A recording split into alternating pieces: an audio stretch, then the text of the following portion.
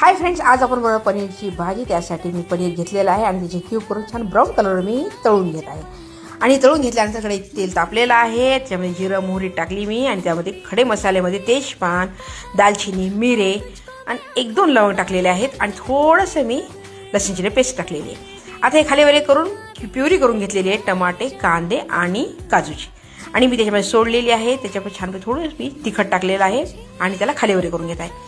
आणि ती शिजत आहे तोपर्यंत मी का बाउलमध्ये दही घेतलेला आहे, त्याच्यामध्ये मी तिखट आणि पनीर मसाला टाकून खालीवरे करून ते मी त्यामध्ये सोडलेलं आहे, त्या मिश्रणात सोडलेलं आहे। आता कढईमध्ये ते खालीवरे होत आहे, मी त्याच्यामध्ये थोडीशी कस्तुरी मेथी टाकलेली आहे आणि हे मग थोडंसं त्याच्यामध्ये पाणी टाकून त्याला मी छानपैकी शिजून घेत आहे।